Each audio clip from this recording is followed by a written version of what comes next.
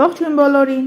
Այսօր հայկական խոհանոցում պատրաստում ենք մի յուրահատուկ տարբերվող շատ համեղ աղցան եգիպտացորենով եւ ծխեցված խոզի մսով։ Հետաքրքրեց, մնացեք ինձ հետ եւ հետևեք ընթացքին։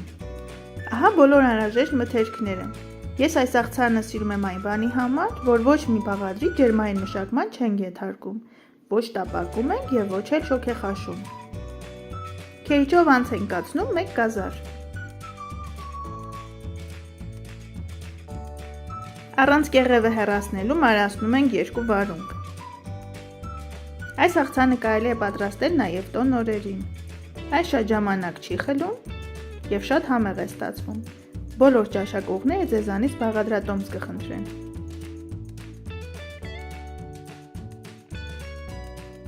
Հեռացնում ենք 2 լոլիկի միջուկները եւ զողիկաձև կտրում ենք։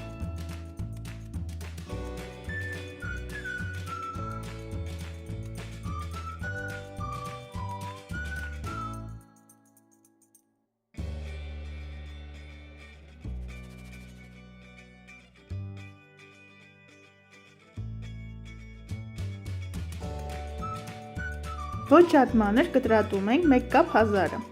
Կարող եք նաև մանրացնել ձեռքերի օգնությամբ։ Ես այս աղցանը սիրում եմ մաղադանոսով, այն հապղտած մսի հետ շատ համեղ է ստացվում։ Դուք կարող եք ավելացնել այն կանաչին, որը դուք ավելի շատ եք սիրում։ Դարձնում ենք կես կիլոգրամ ոչ շատ յուղոտ ծխեցված խոզի կողեր։ Հեռացնում ենք փափկամիսը եւ կտրատում ենք երկարությամբ զողիկաձև։ Ես նախընտրում եմ կողերը, քանի որ ոսկորոտ հատվածում միս ավելի համեղ է։ Դուք կարող եք վերցնել միայն փափկամիս։ Այս աղցանը պատրաստելու համար մեզ անհրաժեշտ է 300 գրամ ծխեցված խոզի միս։ Բոլոր բաղադրիչները լցնում եմ իմ սիրելի ապակյա ամանի մեջ։ Խոստովանեք, որ գույները իսկապես գայթակղիչ են։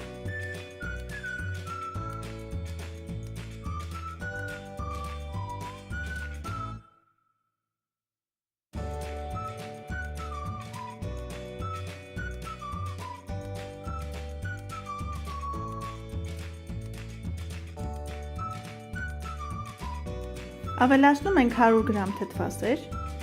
համեմում ենք աղով եւ սև պղպեղով, մի լավ խառնում ենք աղցանը եւ մնում է միայն մատուցել։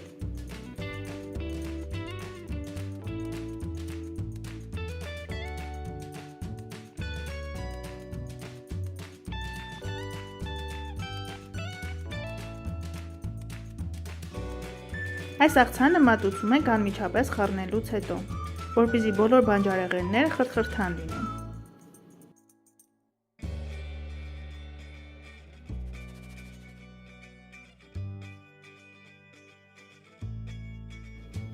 Ահա մեր համեղ գեղեցիկ աղցանը պատրաստ է։